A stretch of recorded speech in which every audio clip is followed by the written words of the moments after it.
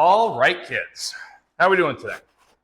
So, tried filming this the other day, and it came out like crap. Today, we are going to be breaking down, we'll angle this a little bit for a little better view, breaking down a beef chuck. I'm going to show you how I take it off the actual forequarter. Again, this isn't a true forequarter because the rib isn't attached. I've already explained the hell out of why I do what I do with this. So what I'm going to do, we're going to break down this forequarter, take the chuck off. This customer wants everything ground. So I'm going to take advantage of that situation, and I'm going to show you all the different, some of the different cuts you can get out of the chuck. We're going to debone the neck, debone the rest of the loin itself, and show you some nice steaks you can get out of it, some nice roasts you can get out of it, the blade, and the mock tender. So I'm going to go ahead and just get going on it. We're going to take that Sawzall. If you look at the primal here are the upper short ribs. You can take this section right here. They make really nice short ribs. They're fairly meaty. But if you look at it, where you want to start your cut, you want about 4 to 5 inches of bone, of rib bone here. But as you go down, you're going straight down to the point where you're only going to have about 1 inch of bone right here. Because if you flip it around this way, there's your blade, here's your shoulder. Hidden right in here under all this is where the shoulder blade actually connects to the arm bone itself. So I'm going to go ahead, we're going to chop this up and get going on it.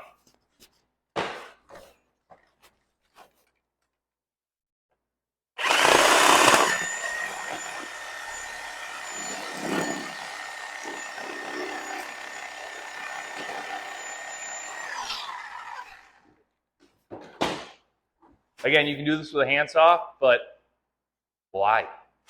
So, as you can see, that's split open a little bit. Usually when I make that cut, I will angle the Sawzall towards the short ribs on this side. So the actual Sawzall itself is going to be right along this rib right here. And what that does is, as you can see, you completely miss the shoulder blade. It cuts into the arm a little bit, but not a crazy amount. And anything that's coming off that arm where it does cut in is going to go into grind or stew anyway, so I'm not too worried about it. So we're going to take our knife, hone her up a little bit. I do like the breaking knife for this. Gives you a little more to work with. And you're just going to pull down. So as you can see right here, I'll zoom in when I edit this. You can see that's your arm bone. Right here is your shoulder blade. So what I'm going to do, cut along that side, cut along that side. Now everything opened right up. So come around on this side of the neck. And what I like to do is get my leg under it. And we'll just go ahead and toss these up here. So what I'm going to go ahead and do, reposition camera a little bit, and we'll start breaking this down. All right, so now we're...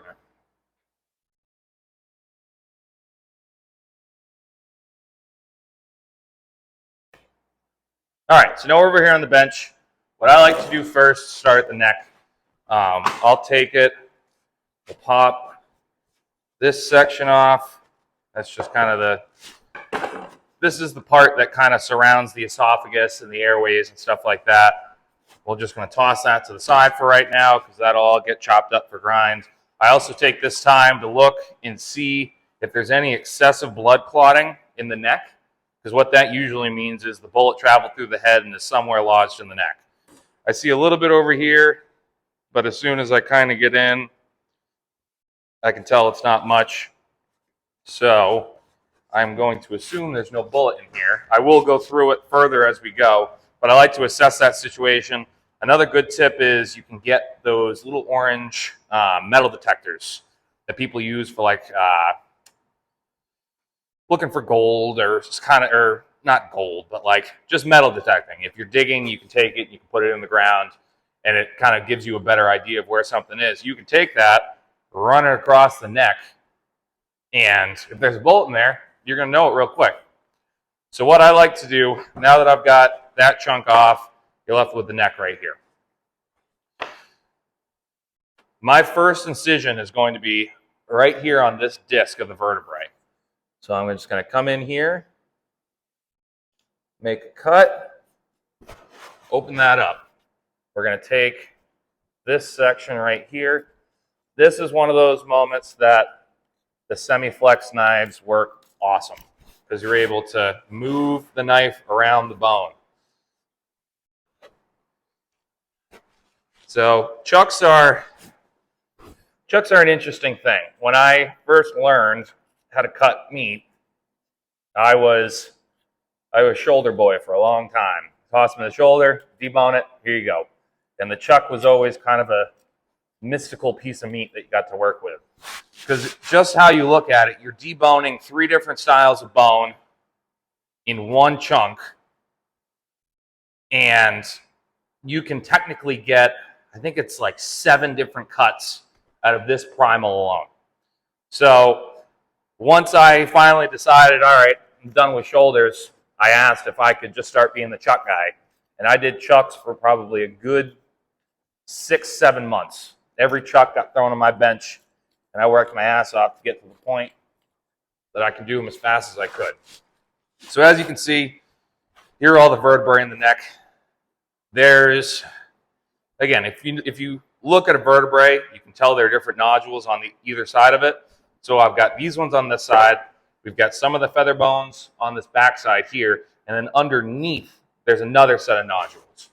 So what I like to do, come around, loosen up under all of these.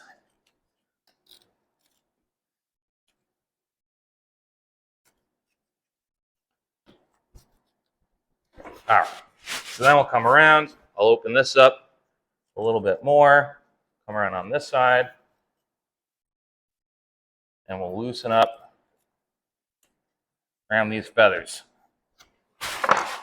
All right, so now that's all kind of opened up. We'll take it, move it to the edge just a little bit, and kind of just push. Give a little leverage, open this up, and we are going to disconnect the neck bone from the chuck itself. Again, we're going to open this up just a little bit more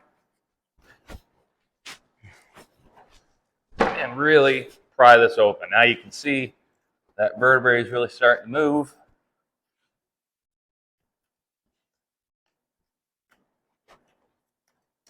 All right, there it is.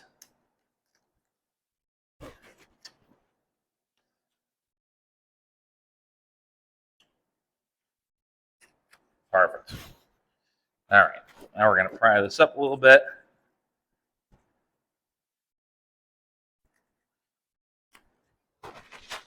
All right. Now we're going to start prying this neck bone off. Now you can see that's loosened up. I'll come around here, give another cut right here, expose this next set of bones.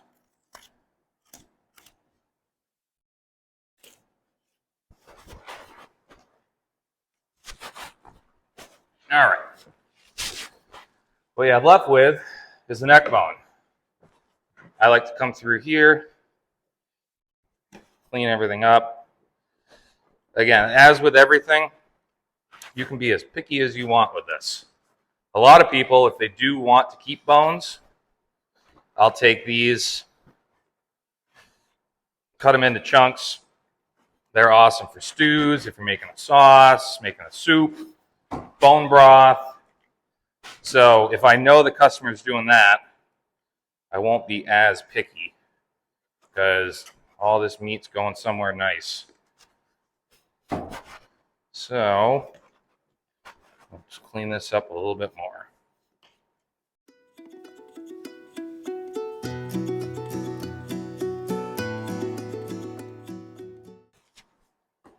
All right, so now that bone's cleaned up, usually if I am keeping this 4 bones, I will remove the atlas bone. Again, this is the section. If you look, there's obviously another part of this because we split it.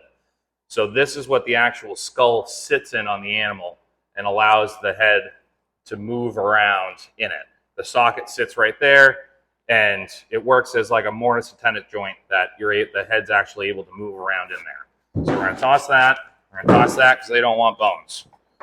There are a couple tips of the bones in here where it's mostly cartilage. I got my knives good and sharp today. So we're just going to go ahead, pop this neck right off. Again, if they wanted roasts, so how I look at breaking down if I'm looking at a cut sheet. Say the customer wanted roasts and steaks. I would take only probably 1 roast out of the chuck primal itself and do majority steaks, because I know once I clean this up, we'll take up this section. This is a little bit of the arm that's still attached. All this fat, we'll take that off, clean this up, and I'll just do this just to show you. There's a big gland in there too that you want to make sure you take out. That's kind of what you'd be looking at for a real nice pot roast. So you take this, that's probably about a 3 to 3.5 to 4 pound chunk. That'd be perfect in the crock pot. But again, what we're going to do is we're just going to go ahead and chunk this up. So I will do that right now.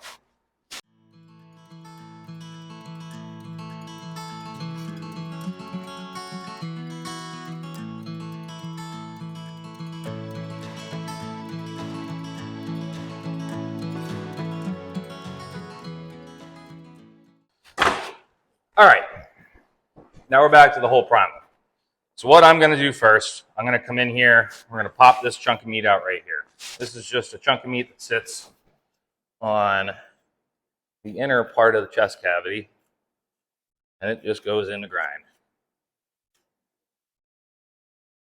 Pop this out, and this way we'll expose the rest of the ribs that are in here. We'll be able to debone this a little bit easier. So I like to take the blade off before I debone this. Gives me a good anchor point and good leverage point to do so. So as you can see, as I'm sure you may know, in 99% of animals, I know turtles are a little bit different, the shoulder blade is not actually attached by bone to the rest of the body. It's attached by joints, muscles, ligaments, stuff like that. So you can get your finger in here and open up this seam. So there's that. And we'll just start kind of making some incision cuts. There are sections where, again, it's very loose, and then there are sections where it does attach directly to the shoulder blade. And that is down here. So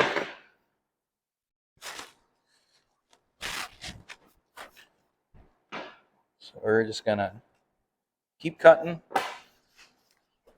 and open her up.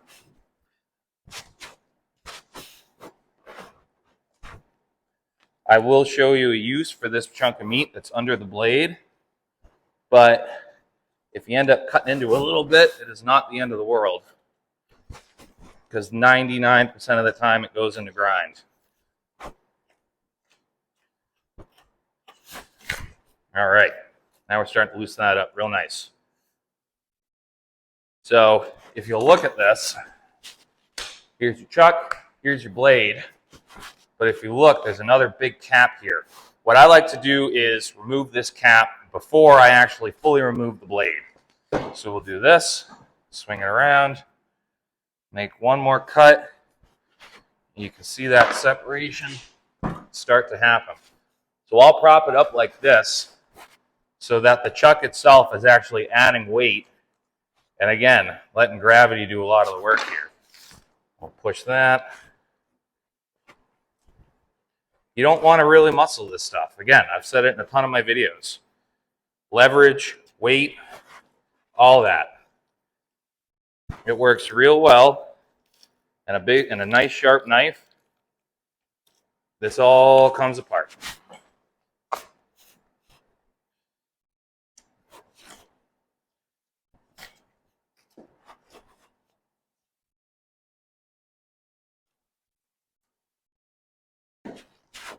All right, toss that chuck to the side. So now we have the blade. On this side, we have the flat irons. This side over here, we have the mock tender. And then we've got another chunk of muscle down here. Kind of cut into it a little bit, but it's fine. Again, I'll show you that. So once again, if there are so many different cuts you can cut off this chuck. If you wanted to, and you had access to a decent bandsaw, you can leave this whole blade on here and get what's called 7-bone ribs.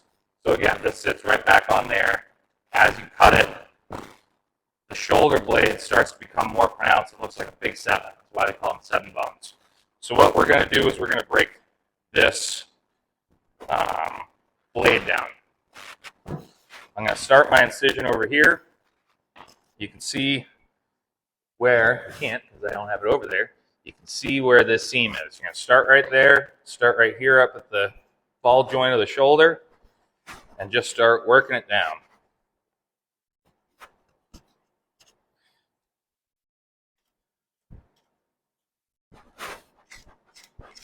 All right, so once you open that up, I like to get it fully off the top of the blade there.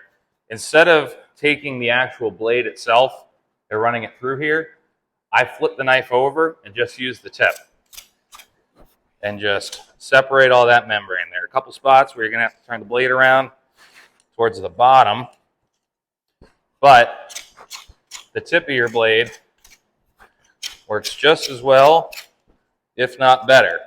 And as you can see, leaves that blade sparkly clean.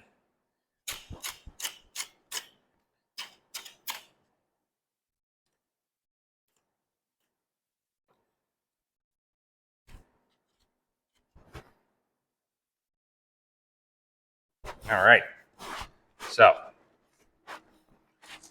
now you can just pull the rest of that off. So as you can see, everywhere we used the back of our blade is super clean. Everywhere we use the front of the blade, still got a little meat on there. Because again, you're separating stuff. So we're just going to toss that aside for a minute. Now we're going to pop the mock tender and the flat iron off. So I stay on this side, and I just make my scoring marks along either side. There's a tiny ridge on the top of this shoulder blade right here. And again, semiflex. Works out fantastic. So I start up here and just work my knife around.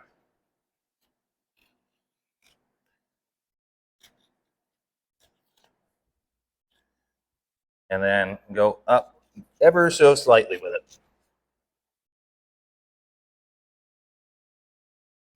And then I'm going to hit that ridge.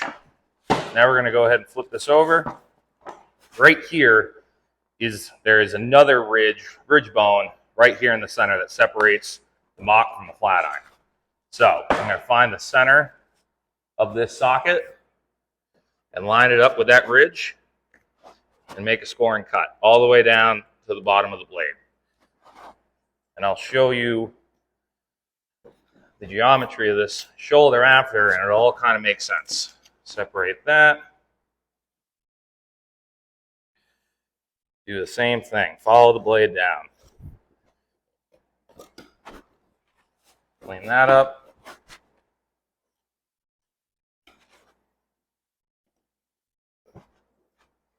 All right. There's your mock tender.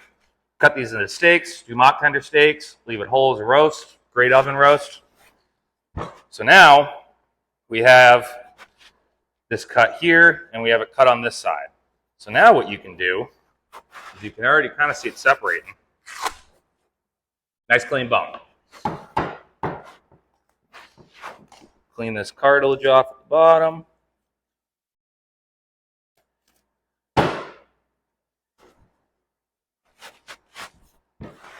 I'll clean this bone up a little bit more.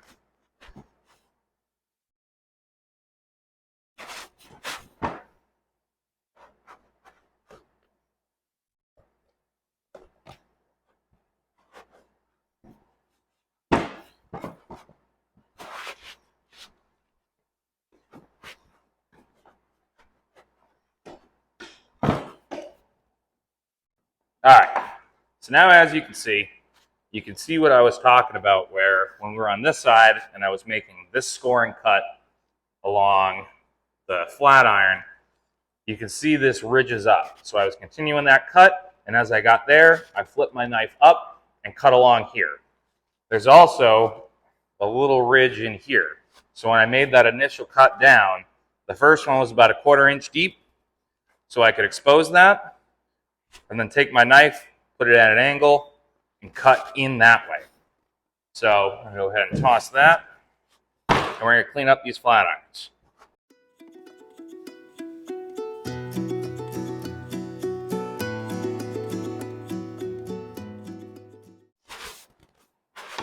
All right, so now we have a clean blade, or clean flat iron section. Again, you guys have seen me do this a dozen times. Take your knife underneath, pop that silver skin off on this bottom section where it was the main layer, flipped it over, ran the breaking knife all the way across. So now, if you look, there's a big old tendon right there. So what we're gonna do is we're gonna separate these chunks of meat from that tendon. I'm gonna use my breaker so I can get real nice moving cuts across it. So, good angle on that. You want to hold that piece right there and expose more of that tendon. So there's that tendon right there. You want to be as even as you can with it. And then just pull, cut. You don't want to leave too much meat on the tendon, but you also don't want too much tendon on the meat. It's very finicky. All right, so there's one. We'll flip it over, do the same thing. If there is a little bit of tendon left on the meat, it's okay. I would rather leave tendon on the meat for me to trim after the fact than leave too much meat on here. So as you can see, there's a little bit of meat on here. We'll go ahead, pop that off, pop it in the grind.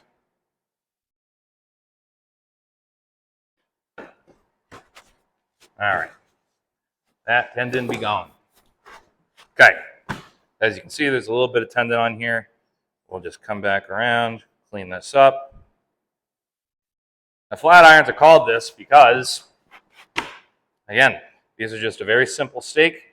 You can toss in a pan or a skillet or whatever. Pop one of the old school cooking irons on top, go to town. Clean this up. I like to make my flat irons as even as possible, so I'll take a look at both pieces after I'm done trimming, which now I am. All right, perfect. And whatever one is smaller, I will take that, put it on top. So now you got both. And what I like to do is just square everything up.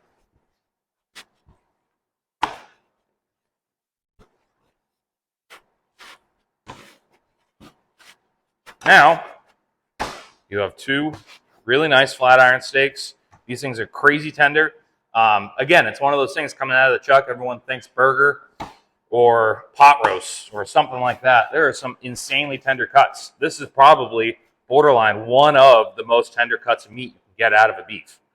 So we'll just toss those aside for a minute. Same with the mock tender. I'm not going to trim this up too much because once again, it's all going to be going in the grind. But for YouTube's sake, we'll go ahead and make it a little pretty. Depending on what I'm doing with it, I will leave a little bit of that fat silver skin on. So we'll go ahead and toss that to the side. So this section, this is 99.9% of the time a waste section. And I'll give you a little butcher's dirty secret. if you're new to cutting flat irons, you hold this until the very end, like buried treasure, and don't screw it up like I did pulling it off. Because what you can also do, you can clean this up really nice, and you can also turn this into a mock flat iron. It's still very tender, not as tender, but it will be pretty delicious. So go ahead and finish trimming this up a little bit. We're just going to go ahead and chunk her.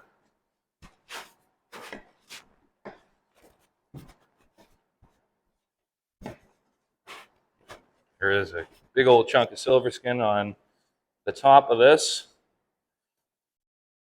So we are just going to go ahead and clean that up. Gone. Perfect. All right. Now we're back to the rest of the chuck. We're going to pop the rest of this cap off.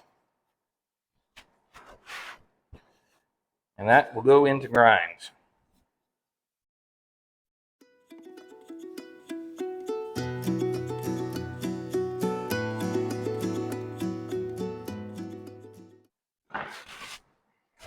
All right, so now all I have left is the whole primal. As you can see, when I split this side got all the feathers. It's a little tough with a Sawzall sometimes. So what I'm going to do, clean this up, expose those, and you can feel where they are.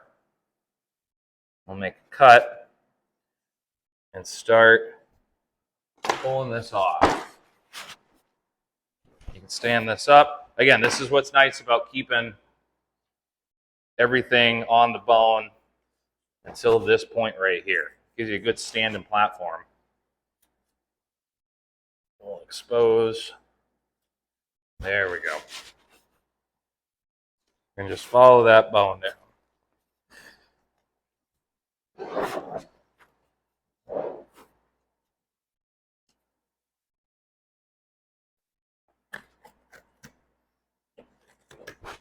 All right, now that's opened up. We're going to come along to these ribs. I like to do, you can't see that because my arm's in the way. Just go around these ribs. Again, remembering that this whole back section is now loose. And come around, there's a little bit of the vertebrae still left there. So now we're open on both sides. And what I like to do is then come around and open these up. Come around, score the back.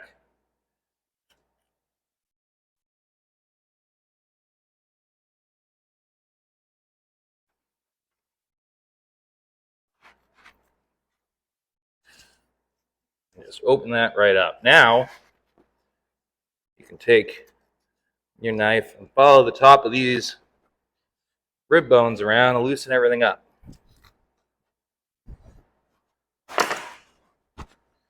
What I like to do is stand it up on one end and work my way around. Again, using leverage, using gravity, use that force. You're barely using your knife. If you've got a good sharp knife,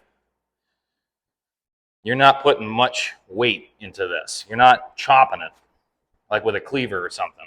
You're just using the sharpness of that blade to move all the way around. All right.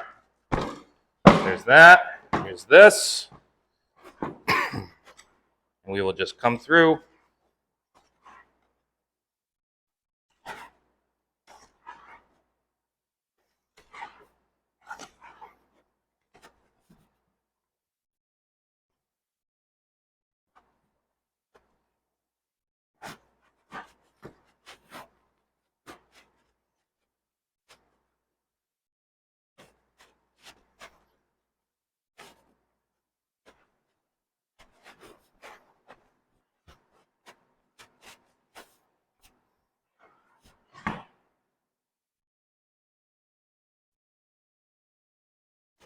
All right. Now that's cleaned up. We'll toss that. So now what we're left with is chuck primal, boneless. So what we're going to do, we're going to pop this tendon out. Now you've seen me talk about this tendon before, probably in a whole animal breakdown, or like a whole half beef breakdown, or when I broke down the rib. But I'm here, so I'm going to say it again. This might be the toughest piece of organic matter that I have ever dealt with in my life. The Native Americans actually used these at a bison to make bowstrings. They are so freaking tight. They dry them out, spin them up, and they make bowstrings out of them. But what's funny is, in the same vein, the Inuit people up in Alaska and Canada and stuff like that, this is their favorite part of a muskox. They take it and boil the piss out of it and just go to town. I cannot for the life of me remember what this is called. More than likely, it's going to pop across the screen right here while I'm editing this. But you look at that, you're not breaking that thing.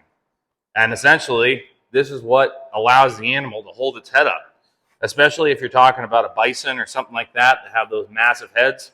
I mean, this guy had a pretty big head, but you need to think about the fact that this is holding up and maneuvering all of the weight of that head. So you don't want that in your grind. So now we're left with this. What I do is square it up. You don't want this in your steak because it'll start cooking uneven. Same with the roast. Take that, cut it in the grind. Same with this section over here. You can see where your ribs did lay and what's left over. I'm going to come along here, and essentially right where that stops, we're going to go ahead and do that. We'll leave some of that fat in there. Good flavor. All right, now you're left with the eye. So by far, the most important piece of meat off of this, we're going to pull off right now. That is the chuck eye.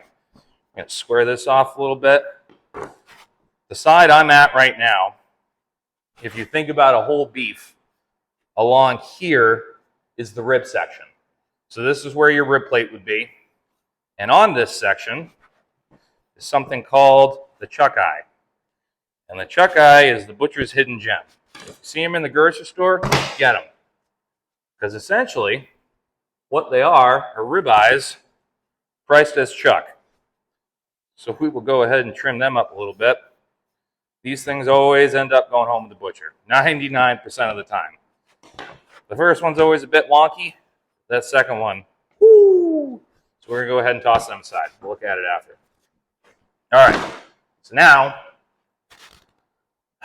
when I cut steaks and roasts, I want to think about the fact of what section of meat I'm cutting. Now, I already said, if I were to make roasts out of this, out of the chuck, I would take them from the neck, which continues off here. It's a little less tender and makes really good roasts. And I already said that you get the chuck eyes, which are a very tender piece of meat, off the rib end. So what I'm going to do, I'll cut 3 or 4 steaks off of this. I usually do them about 1 inch. You can do 2 inch, you can do 2.5 inch and make like a braising steak. If you cut these at about 1 inch, you can grill these and they come up fantastic.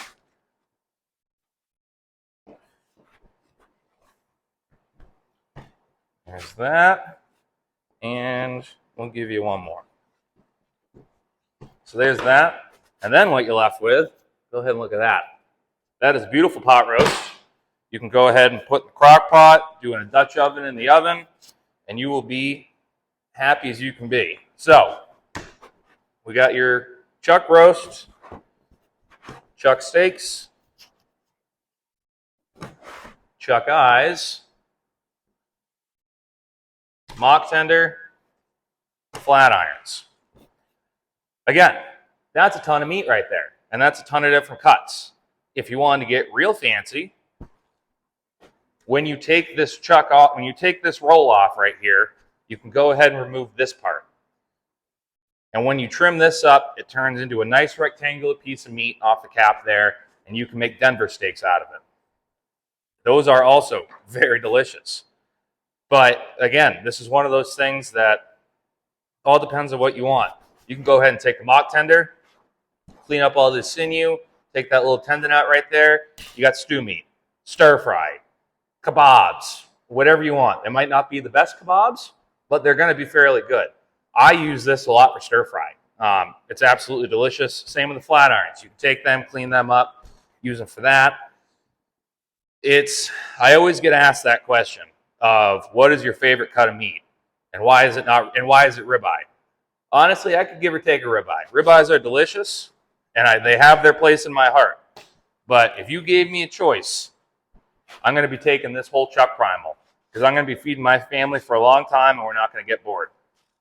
So I hope you guys appreciated this video. I think it might be one of my only videos putting out this week. We've been running around like crazy. We do have an episode of Meet the Critters coming out on Saturday. We have Joseph Blakesley from Blakesley Acres coming back on. We're just kind of going to do an update video for both of us.